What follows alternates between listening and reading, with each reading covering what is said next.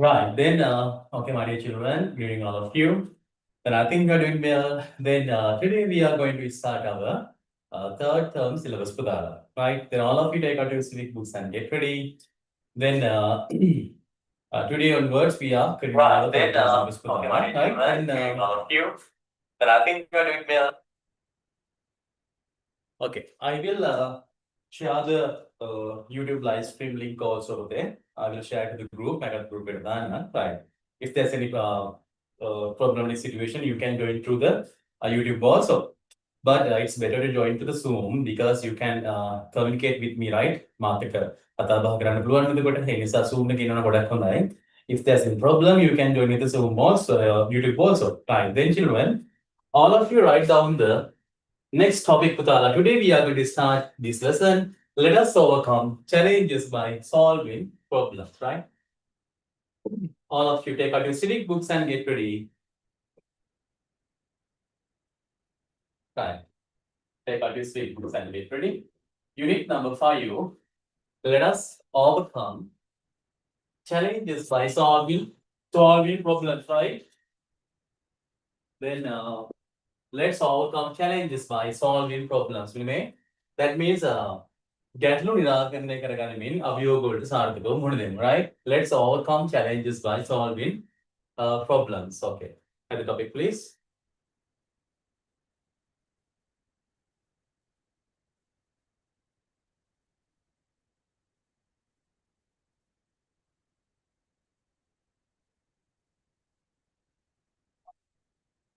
Right. This is introduction here, children. හැඳින්වීමක් වෙනවා බලන්නකෝ. So,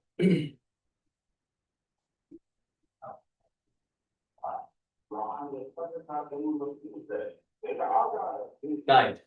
Then, children, a person has to face various challenges and problems in his personal life as well as in social life. Then, children, then පුද්ගලයාට පුතයාගේ සමාජීය ජීවිතයේදී, right? Personal life means every පුද්ගලික ජීවිතයේදී all people have to undergo some challenges, children, right?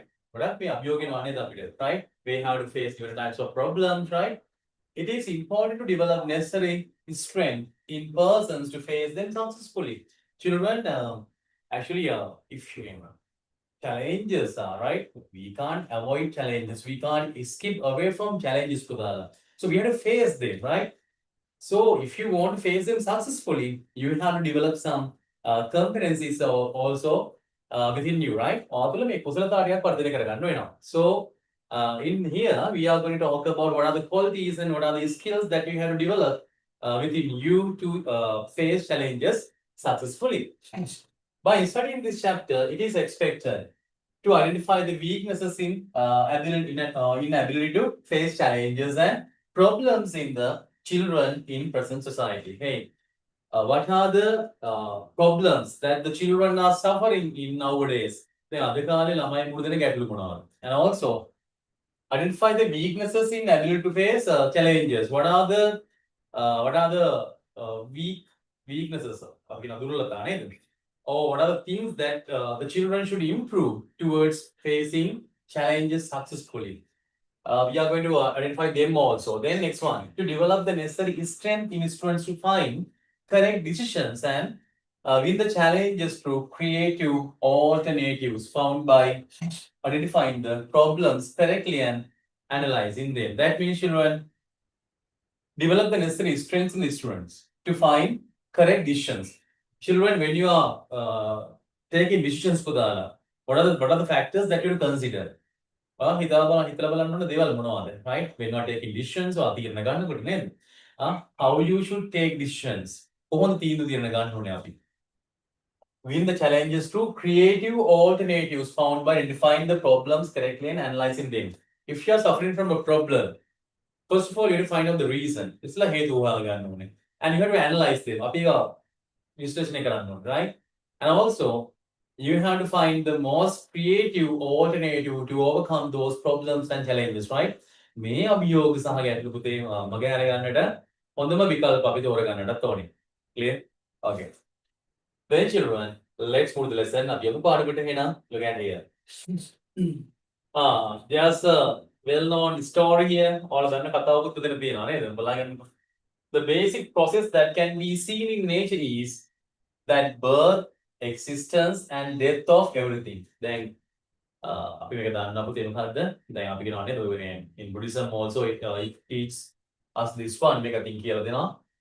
පොතේ when something then you know that every living being and everything right will originate ඇති වෙනවා තින්නේ and they will exist පවතිනවා and one day they will vanish right the basic process that can be seen in nature මේ ස්වභාව දහමේ සංසිද්ධියක් මේක right is that birth යමක් උපදිනවා existence පවතිනවා death සහය මියනවා නැති වෙනවා of everything this theory is common to all living and non-living things of this world the ජීවි අජීවි සැමටම මේ කතාව පොදුයි නේද clear the next one problems and challenges are also the same today then think about problems and challenges so අපි ගත්තොත් දැන් මේ ගැටලු පුතේ අභියෝග ගත්තොත් අපි right they will not exist for permanently right actually temporarily they will occur තාවකාලිකව ඇති වෙනවා but they will that does not exist permanently ස්ථිරවම තියනවා කියලා කියන්න බැහැනේ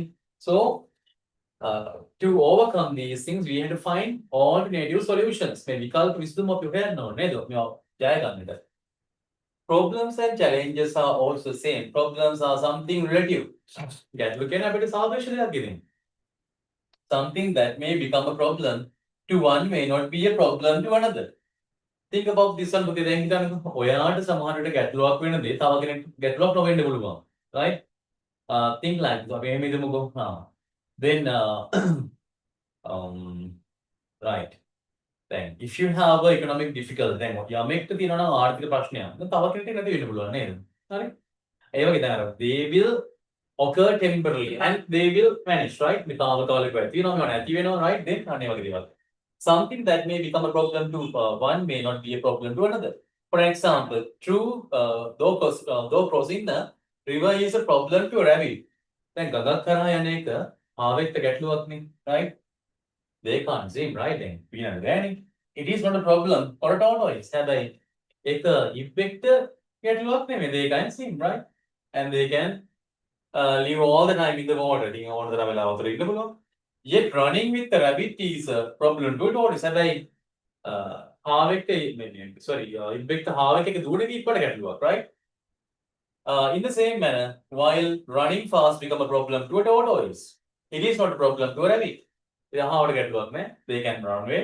right accordingly a problem may be related to person and situation එනකොට අවස්ථාව සහ පුද්ගලයා අනුව මේ ගැටලු අභියෝග වෙනස් වෙනවා clear sometimes in your school also you tell like this okay you discuss some things some problems with your friend like this දැන් ඔයා යාළුවොත් එක්ක කතා කරන වෙලාවට නේද බලන්නකො මට වුණ වැඩේ මෙහෙම මට මේ ප්‍රශ්නයක් වුණානේ කියලා කියනවා it's only your problem ඒක කාගේ ප්‍රශ්නයක්ද ඒක ඔයාගේ ප්‍රශ්නයක් they are related to ඒක තමන්ට අදාළ දෙයක් සාපේක්ෂයි clear your problem may not be a problem to your friend today ඔයාගේ යාළුවට issue එකක් නැති වෙන්න පුළුවන් ඒකේ ඒක ඔයාලට issue එකක් කියලා clear the next one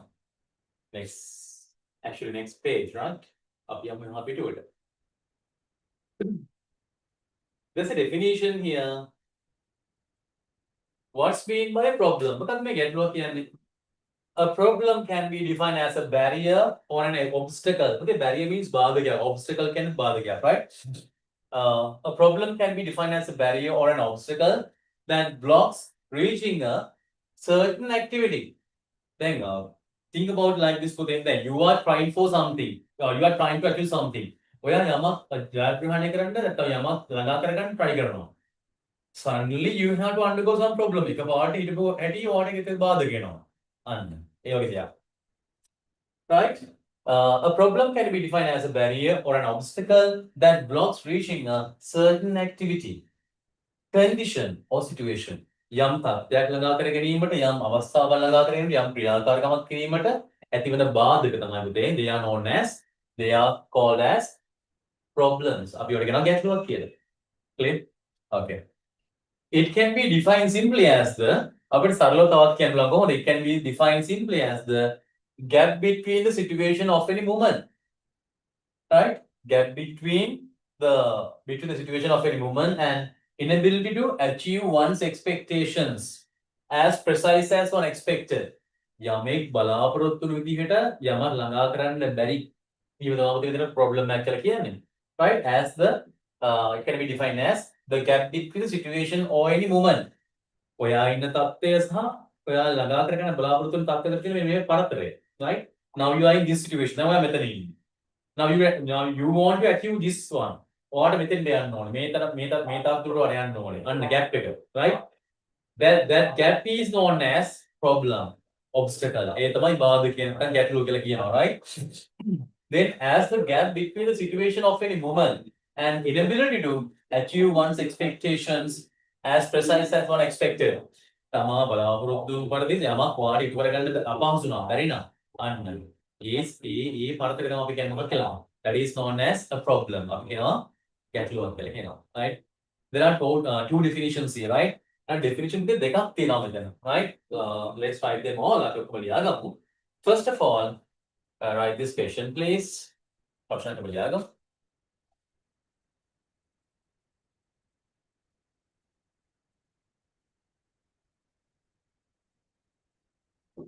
Write down some.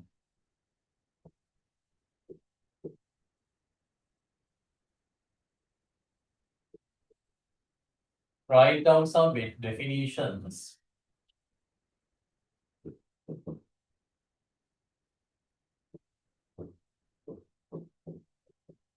Describe a problem. Write down some definitions to describe a problem.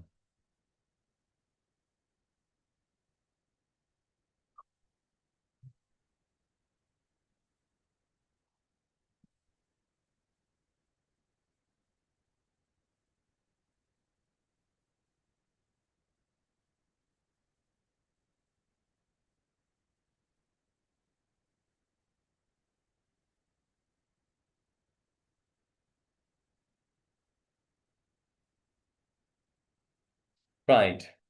Then these are the answers, children, right? මෙන්න මේ තමයි answers.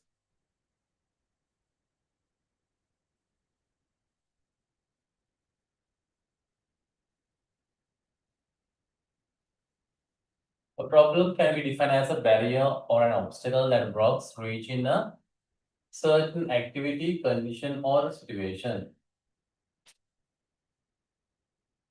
The second one is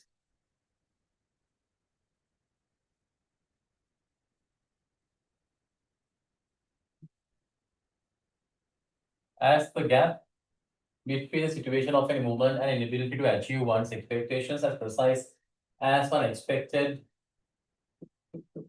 is called as a problem.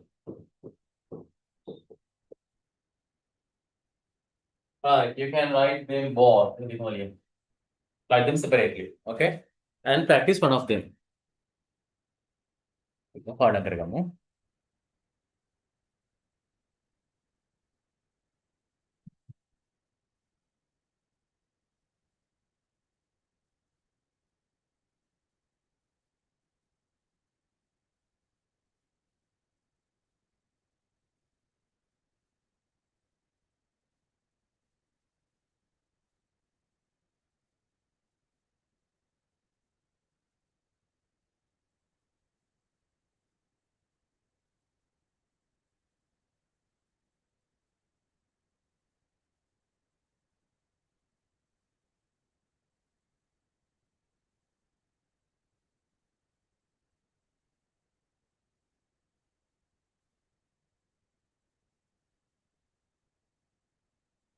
If it is so, please mention it.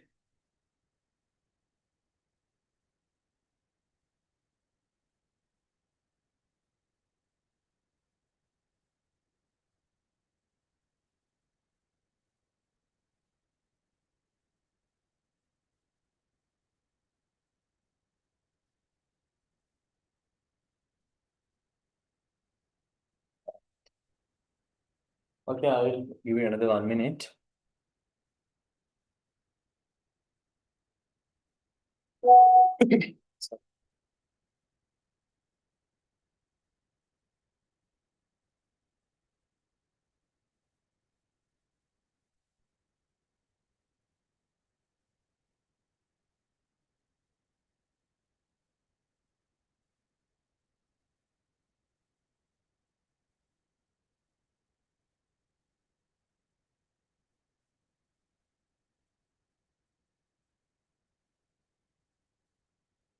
Okay, I think time is enough for this one. Then children, look at the next part. Right? Are you ready? Accordingly, අනුව why problems are a normal phenomenon in human life. So, එහෙනම් ප්‍රශ්න ගැටලු කියන්නේ මිනිස් ජීවිතයේ සාමාන්‍ය සංසිද්ධියක්. Phenomenon means සංසිද්ධියක්, right? Problems are always formed, right? දැන් ගැටලු ඇති වෙන්නේ කොහොමද? How they are credit පුතාලා. How they occur. Problems are always formed since your expectations cannot be achieved as much as you expect. ඔයාට අවශ්‍ය පමණින් ඔයාට අවශ්‍ය දේ ළඟා කරගන්න බැරි වුණාම අන්න problems will occur. ප්‍රශ්නයක් ගැටලුවක් ඇති වෙනවා, right? Then children, you have given some different types of problems that prevail in society, children, right? In society, we can find out different types of problems. එහෙනම් එක එක ආකාරයේ ගැටලු අපිට සමාජයේ හමු වෙනවා. Clear? Physical problems, that means when we කායික ගැටලු, right? Then mental problems, that means මානසික ගැටලු. Then economic problems, ආර්ථික ගැටලු. Technical problems, that means තාක්ෂණික ගැටලු. Then environmental problems means පාරිසරික ගැටලු. Social problems, that means සමාජීය ගැටලු. Then for I think about environmental problem, we had talked about them one by one. I think about the environmental problem. Then environmental pollution, deforestation, and social problems are drug addictions, right? Dengue menace, right? Anatomical problems, you have right? You have Then children, we have to write this one also. We will Brista mark and this one of different types of problems. Different types of problems.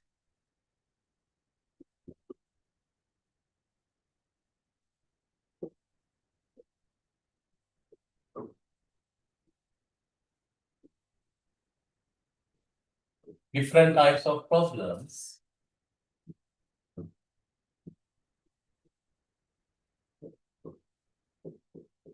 that prevail in society. Different types of problems that prevail in society. Different types of problems that prevail in society.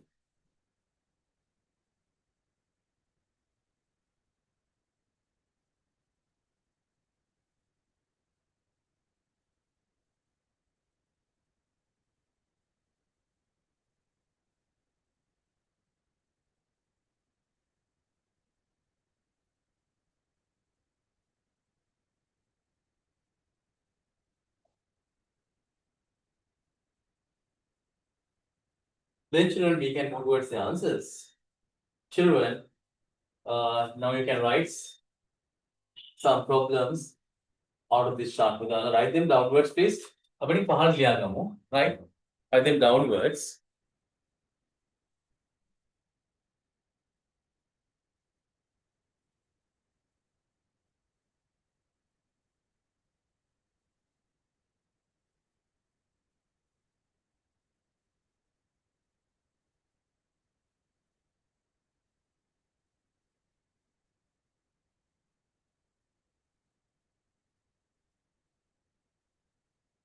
Okay. Please. Okay. Let's write some of them, Putala.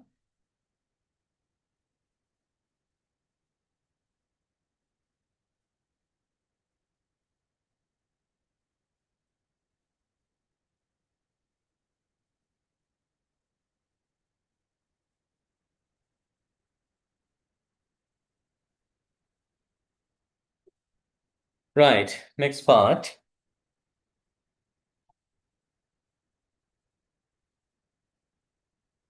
Then children, look at the paragraph here. Oh, after that, there's paragraph here. Such problems occur frequently in your private life, school life, social life, family activities, social activities, as well as in professional activities. They are problems may occur. Problems may occur or arise in different situations in your life, children, right? In different places and different situations in your life. ටික අවස්ථාවල ටික ස්ථානවල මේවා ගැටලුවක් තියෙන්න පුළුවන්. Right. For example, there may be problems in your private life. ඔයාගේ පුද්ගලික ජීවිතේ ප්‍රශ්න තියෙන්න පුළුවන්. And in school life, ඔයාගේ පාසල් දිවියේ ඇති වෙන්න පුළුවන් ගැටලු. Social life, සමාජ ජීවිතේ, family activities, පවුලේ ක්‍රියාකාරකම් වලදී, social activities, when conducting social activities, there may be problems, right? In professional activities also, ඔයාගේ වෘත්තීමය රැකියාවට සම්බන්ධ නේද? There may be problems in professional life also. Clear? So in each and every situation or place, there may be a problem, right? It occurs as such since we attempt to find solutions without having a proper understanding and identification of problems, right? Children, first of all, you have to identify the problem, right? And you have to find out the causes for the problems. ගැටලුව අඳුර ගන්න ඕනේ. ඒකට හේතු ටික හොයා ගන්න ඕනේ. Right? Then children, and you have to work with proper understanding. ඒ නිසා හරියට සීකල්පනාවෙන් අපි එවන් අවස්ථාවක වැඩ කරන්න ඕනේ නේද? The next one. Though we get temporary solutions through this, it is not a correct solution to the problem. Then to overcome a problem, you may use different types of alternative solution. Temporary solutions you may use, okay? ගොඩක් වෙයි తాවකාලික විසඳුම් ගනී. But it's not a solution that helps to overcome the problem. So we had to find out permanent solutions for that. This occurrence of such a number of problems has become a general phenomenon. Children, in nowadays, we can find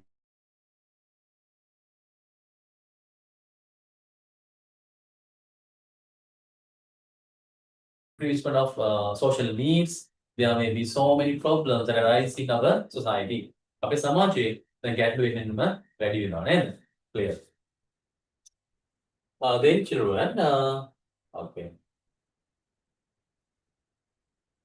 Due to unquenchable desires means මේ නොසන්සිඳ ආශාවන් මිනිසාගේ.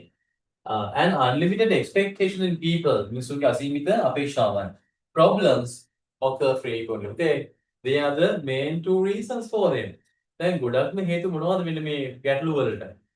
Unquenchable desires and unlimited expectations. නොසන්සිඳන ආශාවන් සහ මෙන්න මේ අසීමාන්තික වූ අපේක්ෂාවන්. Okay? Since people suffer from problems throughout their lives, it is of utmost importance to help them to get those problems solved. Okay? Some people actually suffer a lot throughout their life. සමහර ඉතින් මුළු ජීවිත කාලෙම දුක් විඳිනවා. For example, especially from economic difficulties and physical problems and economic problems, right? ගොඩක්ම ආර්ථික ගැටලු සම්බන්ධයෙන් මෙන්න මේ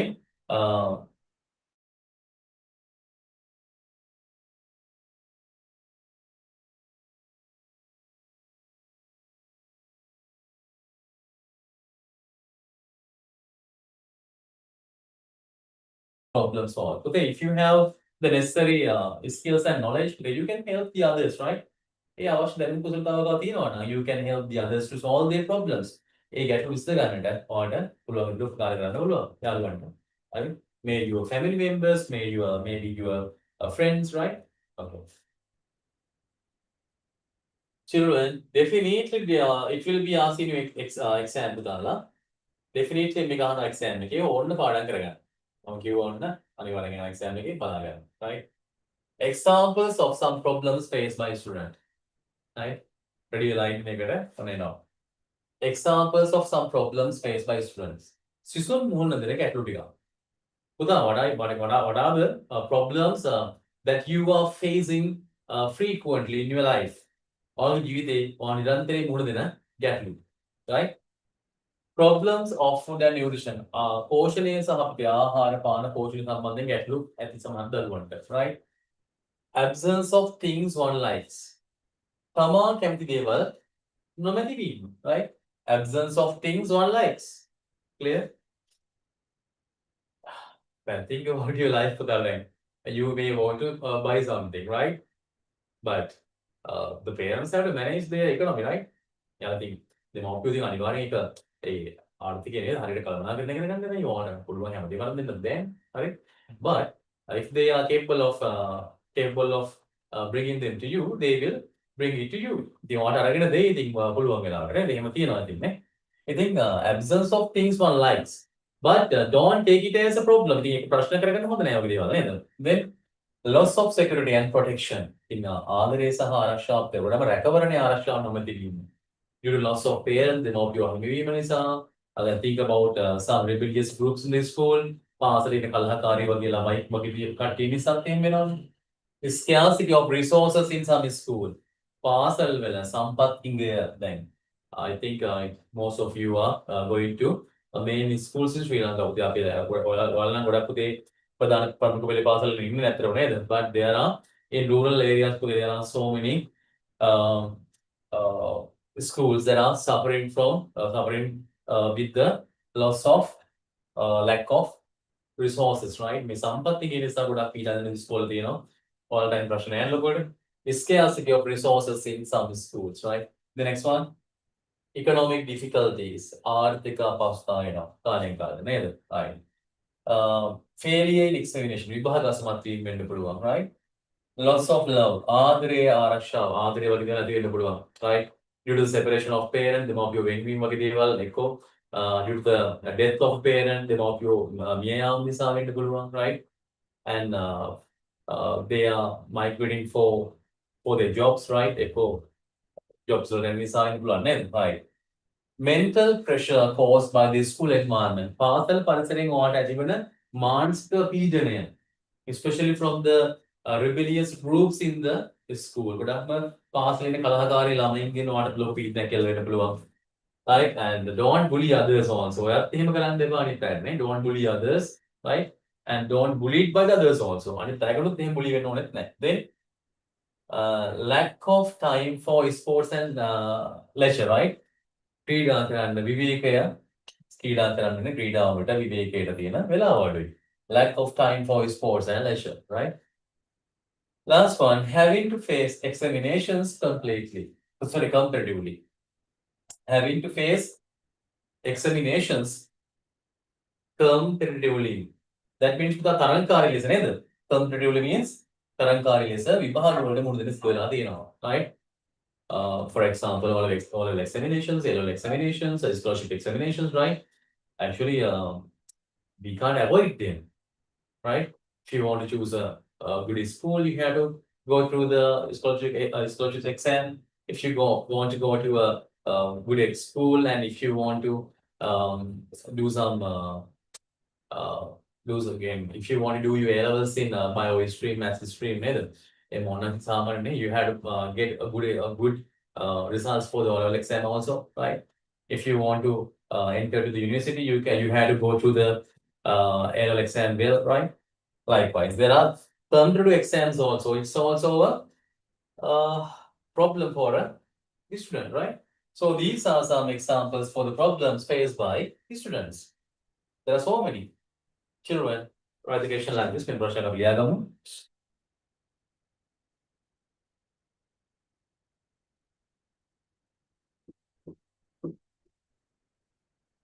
Mention some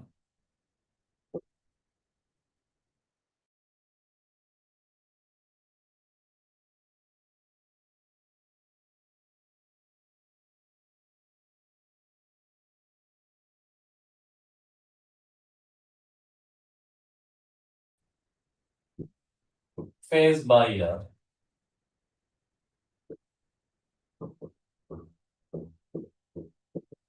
the student. Mention some problems. ಶಿಷ್ಯ ಕೂಡಿದ್ರೆ ගැටලු.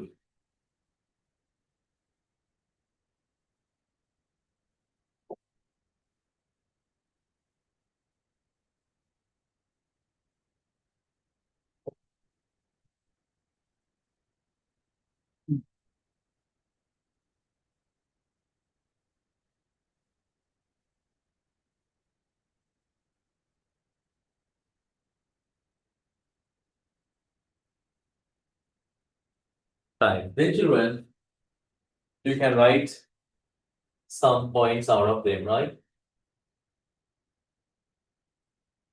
There are so many answers here. You can write whatever you like. At least write five out of them. At least write five out of them. පහක්වත් ලියන්න ඕනේ. At least write five out of them.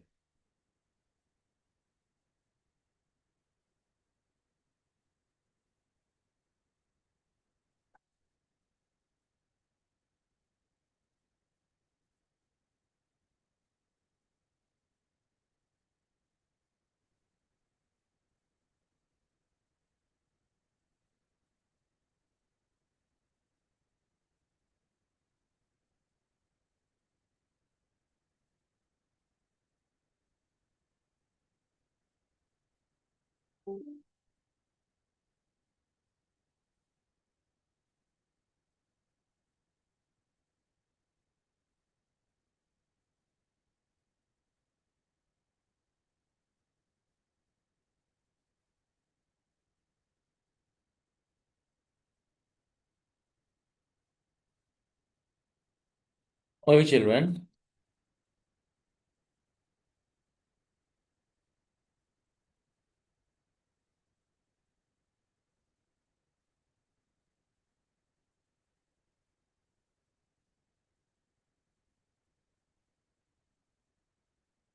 At least write five out of them.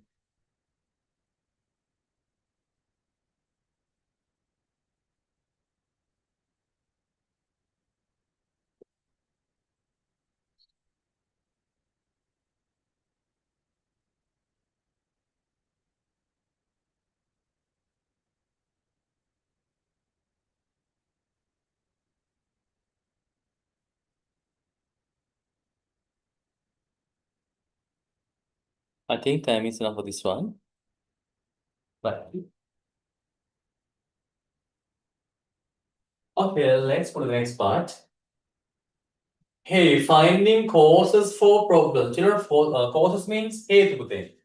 Finding causes for problem. That means what are the causes that occur problems? We get to ඇති කරන හේතු, right?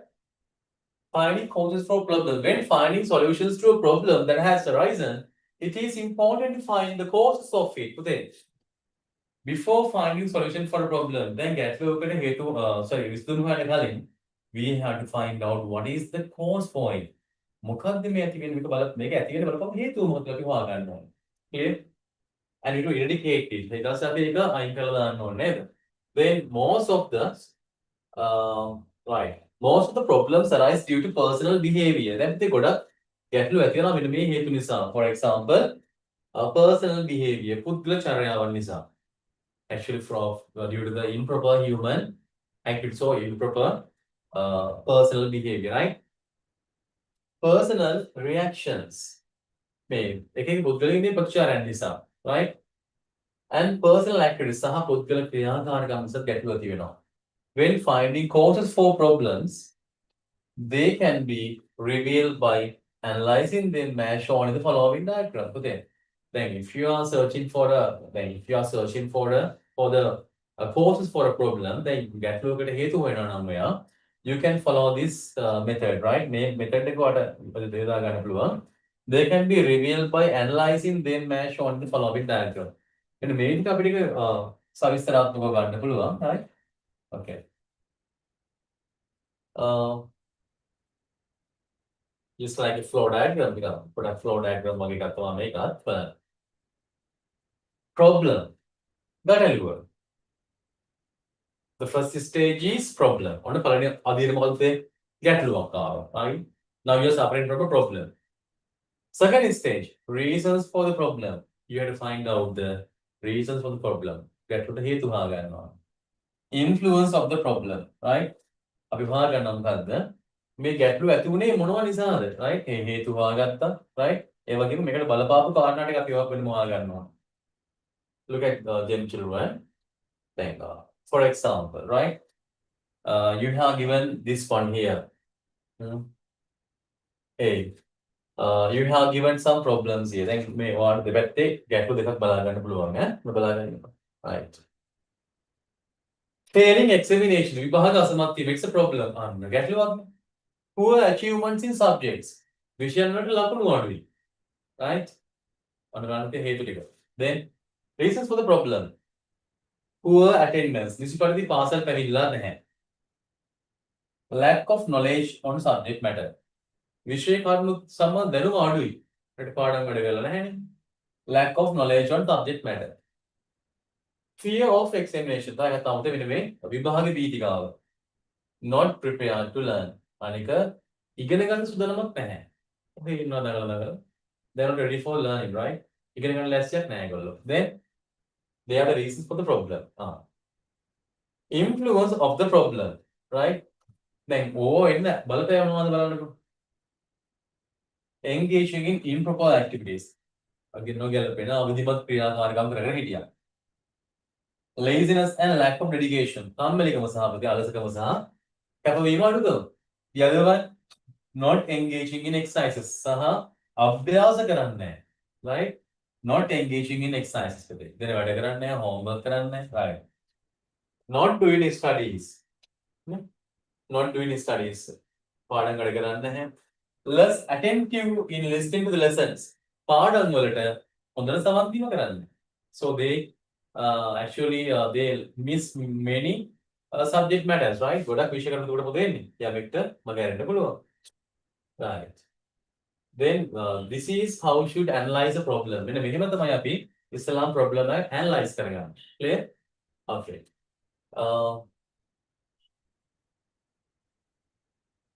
Before this one, Putala, you had write this point. Okay, the point එක අපි යනවා. Put a star mark and get ready. Okay, put a star mark and get ready.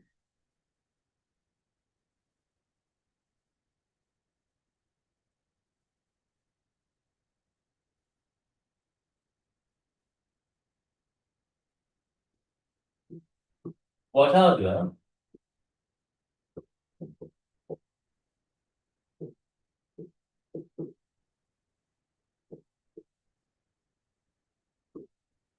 the main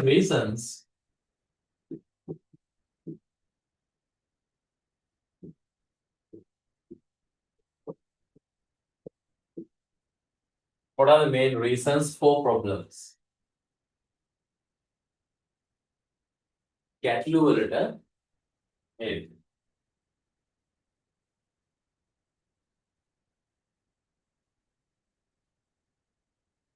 What are the main reasons for problems?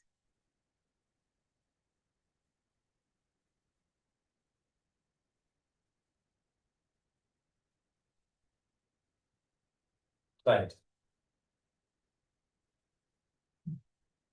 Children, these are the answers. Okay.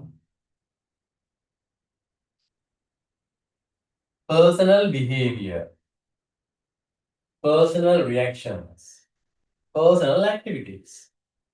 Personal behavior means පුද්ගල චාරණාව. Personal reactions means පුද්ගලික ප්‍රතිචාරය. Personal activities means පුද්ගල ක්‍රියාකාරකම්. They may cause for problems, right?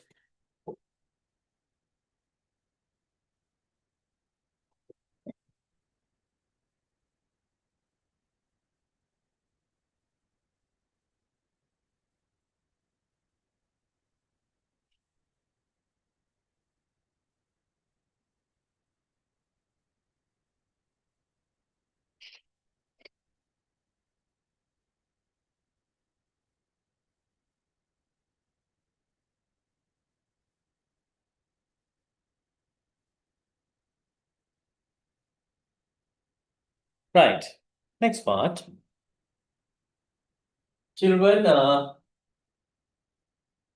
several times we found this chart පුතාලා මේ chart එක අපිට අවුරුදු කීපයක හම්බෙලා තියෙනවා. And it gives like this, okay? They will not give all the points here. ඔය කරුණු ඔක්කොම නම් දෙන්නේ නැහැ. They will give some points here. කීපයක් දෙනවා. And they will remain some blanks here. සහ මෙන්න මේ හිස්තැන්ඩයක් ඉතුරු කරනවා පුතේ. And you will be asked to fill these spaces with the correct ones, okay? හරි උත්තර දාලා මේ හිස්තැන්ඩ එක පුරවන්න තමයි එන්නේ exam එකේ. Clear? So you have to find out that one. How to skip කරන්න බෑ මේ chart එක. මොකද කරන්නේ? I will get some homework. මම homework දෙන්නම් නේද? That's better. මම හිතනවා මෙහෙම හොඳයි කියලා. මොකද නැත්නම් ගොඩක් වෙලාවට කරන්නේ. Right. පුතේ this question ප්‍රශ්නයක් අපි ලියාගෙන ඒක homework තියාලා ගමු. Right.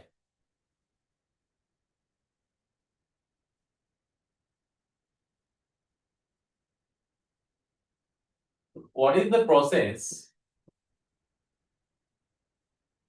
What is the process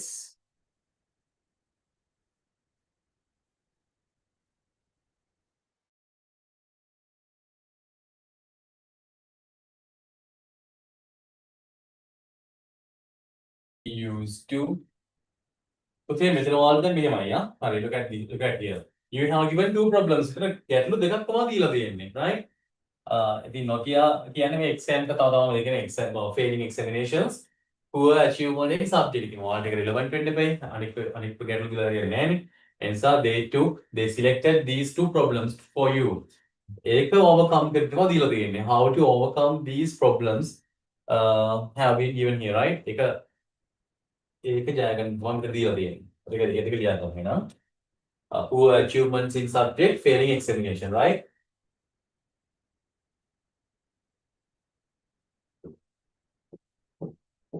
that can be used to overcome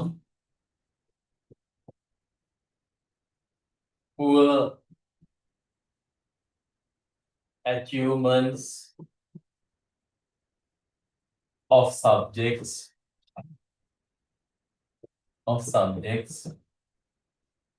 and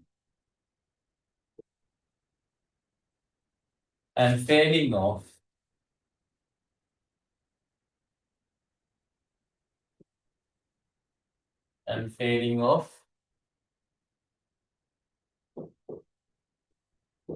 examinations.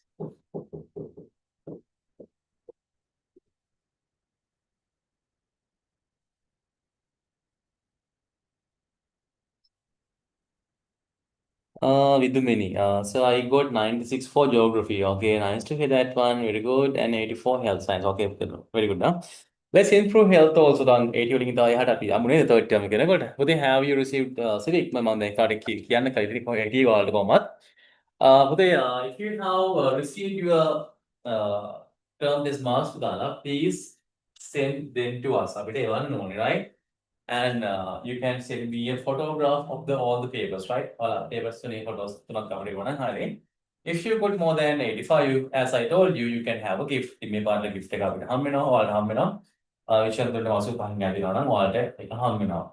right? And if someone scored 100 out of 100 for any subject, they also can have they also can have that gift also, right? එයාට එක හම් වෙනවා. යම් CNC ගත්තොත් යම් විෂයකට වගේ ඒ chance එකත් හම් වෙනවා. විෂයන් වලට වාස්තු පහ අපි පොඩක් ලේසි කරලා දෙන 85 නේද? 85 නේ. cut out mark කියලා අපි දාලා දෙන්නේ. Right. If you get more than 85 you can have the gift problem. gift එක හම් වෙනවා. මේ වැටෙන්නේ marks ටික නේද? හරි. All of you have to put them into the chat පුතේ දාන්න chat එකට. and මට ඔයාලා photographs වලට දාලා තියන්න. then we will verify and then we will find out your names and the other details and we will send it to you at the end of this month. We will hope to send them to you. දැන් මේ මාස අවසාන වගේ ඔයාලට ඒ ටික එවනවා පුතේ. ඒ නිසා අපිට දාන්න ඒ ටික right. Right. Tanuji 98 for civic, very good. Geography 90, health 90. Okay, very good. Work with it. Well done, huh? Diniti 97 for civic. Okay, very good.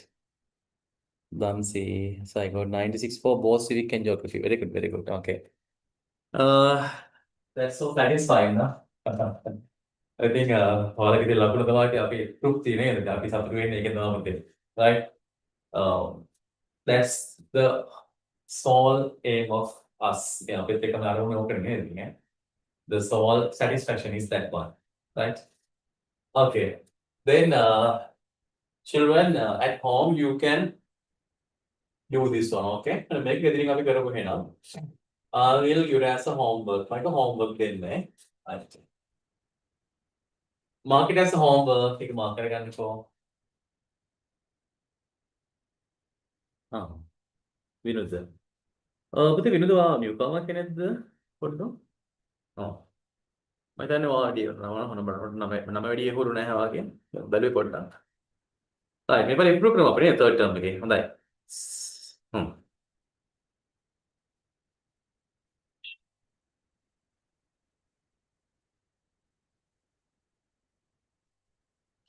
Right, there's a class here. Okay, political my class at people maybe class එක. එතන ළමයි 30 ගණනක් ඉන්නවා. English medium. And all the children, my research එක දාන්න, all the children in that class got more than 72 I think.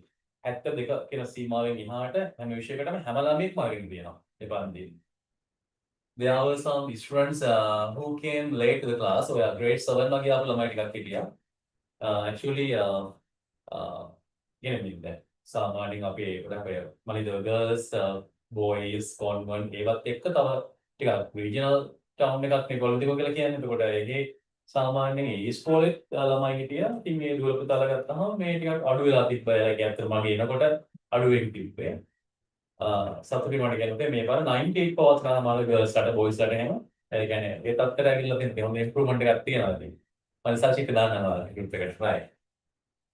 I want to get result sheet in all the classes in this time. මේ පාර හැමෝටම ගන්න ඕන. මොකද first term ගන්න බැරි වුණා නම් අපිට මේ issues ඉන්න මොකද මේ it is not connect as a provincial or zonal paper. ඉතින් එහෙම එකක් නෙමෙයි දුන්නේ නේ. school wise වල ගොඩක් වෙලාට දුන්නේ. first term test එක result එක ගන්න බැරි වුණානේ. But in here we are going to take out your marks and make a result sheet, right? Then children look at this part. Accordingly, by revealing the causes for a problem, solutions can be found easily, right? Accordingly, by revealing the causes for a problem, right? Solutions can be found easily. Then, right? By using, if you find out the causes, you can find out solutions easily. When causes of a problem are identified, attention can be focused on alternative solutions too. So they think about the problem, right? There's not only one solution for a problem. Right? Those who think like that may do some harmful things to their lives. They suicide, they drink some poisonous things, they cut their hands and fingers and other things, right? They think that only one solution is available for a problem. Clear? That's wrong reality. There are some other solutions also there. We have to search there. Clear? And we tolerate them today. There may be problems in your life. Or each and every person is suffering from problems. Right? Suddenly, problems may occur today. Suddenly, you have to undergo challenges. But you have to have the patience and tolerance. And right? And give some time. To resolve it. There may not be immediate solution for a problem. So it may take some time. But stay patient today. Because then children, and we have to find out solution for them. Then while there may be several alternative solutions for a problem, it is important to select the best solution out of them. හොඳම විකල්පයක් පුතේ මේ විකල්ප අතරින් තෝරගන්න ඕනේ අපි. විසුම් අතරින් හොඳම විසුම අපි තෝරගන්න ඕනේ. Right. Look at the next page. Come to page number 107. එකසිය හැමෝම ඉන්න. Sorry. In the present society, වර්තමාන සමාජය, right? In the present society, where a problem arises, ගැටලුවක් ඇති වුණාම some people fear, somehow බය වෙනවා, evade, ඒ වගේ පලා යනවා, avoid වැළකීලා ඉන්නවා, take revenge on life, තමන් විදින් පලි ගන්නවා. Clear? It has become the common feature of reaching to a problem, though it is wrong, right? It has become a common feature. අදපුදා මේක සාමාන්‍ය දෙයක් වෙලා තියෙනවා නේ ගොඩක් අය අතර. It has become a common feature of reaching to a problem, though it is wrong. This is due to hypersensitivity and facing it uncritically. අවිචාරශීලීව හරි විචාරශීලීව බලන්නේ නැහැ ප්‍රශ්නයක් දිහා. Right? And hypersensitive means the අධිසංවේදීතාව. Emotional තීරණ ගන්න. They are taking decisions to emotional status. එක එක මානසික තත්ත්වවලින් අධිකරණ ගන්න. Not thinking wisely. බුද්ධිමත් හිතලා තීරණ ගන්න එක. Clear? Then next one. Hence, when a problem arises, so they get work ඇති වුණාම it is important to work creatively with good reasoning. ඒ හොඳ හේතු දැක්වීමක් එක්ක හරියට මේ තීරණ ගන්න කියලා කියනවා අපිට. නිර්මාණශීලී වැඩ කරන්න කියලා කියනවා. Using alternative methods to achieve correct solution. ඒ හරි තීරණ ගන්නට ඒ හොඳ විකල්ප විසඳුම් හිම අපි බලන්න ඕනේ. Then influences of the problems also can be mitigated. එතකොට ඒ ගැටලු වලින් එන බලපෑමත් අවම කරගන්න පුළුවන්. Right children? Then in our slide පුතාලා there may be some harmful trends also. කියන්නේ harmful trends එනවා නේද? ඒක මම දැක්කලා in the last month also a person they again he suicided by hang, right? By hanging. එයා එල්ලලා මැරෙනවා නේ video කරලා නමනම් කරලා they should not be trends පුතේ. ඒ වගේ දේවල් සමාජයට යන්න හොඳ නෑ ඇත්තටම. Right? Such a sinful person. ඇත්තට පව්කාර මිනිස්සු ඇයි තේරෙන්නේ නැහැ දැන්. The mother comes and hold that body also. වරින් අල්ල කර ඉල්ලා ඉන්නවා. The boy is hanging by a rope and the mother comes and hang the body of that boy, right? ඉතින් අල්ලගෙන මේ අඬනවා ඉතින් අම්මා තියාගෙන ඇයි ඉතින්. Right? They giving much pain for their parents also. In demography, කොච්චර ඉදවනවද කියලා නේද? How will they mock you? Right? I think you have to think wisely. අපි ගොඩක් හිතන්න ඕනේ ඊට වඩා. Right? You have to think wisely and you have to think critically. විචාරශීලීව හිතන්න ඕනේ. Right? Then children, benefits of solving problem. Children, if you solve a problem in a better manner, right? Better way. යහපත් ආකාරයෙන් හොඳ විදිහට ප්‍රශ්න නිරාකරණය කරගත්තොත් what are the benefits that you can have? ඔයාලට ලැබෙන වාසි මොනවද? Number 1, achievement of objectives. You can achieve the objectives that you prefer or that you hope to achieve, right? ඔයා මේ බලාපොරොත්තු වෙච්ච ඉලක්කම කරනවාට යන්න හැකියාව ලැබෙනවා, right? Achievement of objectives. Eradication of stress. ආතතිය දුරු වෙනවා. Clear? Third one, restoring peace. සාමය ස්ථාපිත වෙනවා. Right? Development of cordiality. සුහදත්වය වර්ධනය වෙනවා. Development of cooperation. Right? That means සහයෝගීතාව වර්ධනය වෙනවා. Right? Okay, this is about overall. Then we can say personal development. This is not about the personal problems. Community problems, social problems, environmental problems. This is about all. මේ ඔක්කොගෙම ලැබෙන වාසිය. Right? By solving problems in a better way, you can have these types of benefits. මේකින වාසිය වට ලැබෙනවා. Then being accurate කාර්යක්ෂම වෙනවා. Mitigation of problems, right? ප්‍රශ්න ගැටලු තව තව අවම වෙනවා නේද? ඒ බලපෑම්. The influence will be mitigated. ඒ බලපෑම් හිම අවම වෙලා යනවා. Clear? These are some benefits that we can achieve by solving the problems in a good manner. Clear? Okay.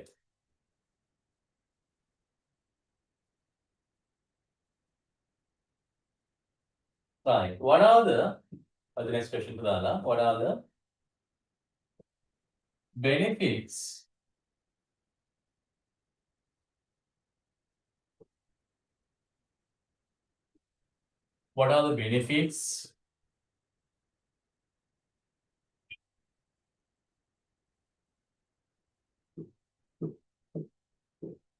that one can achieve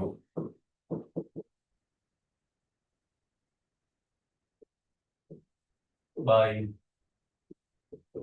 solving problems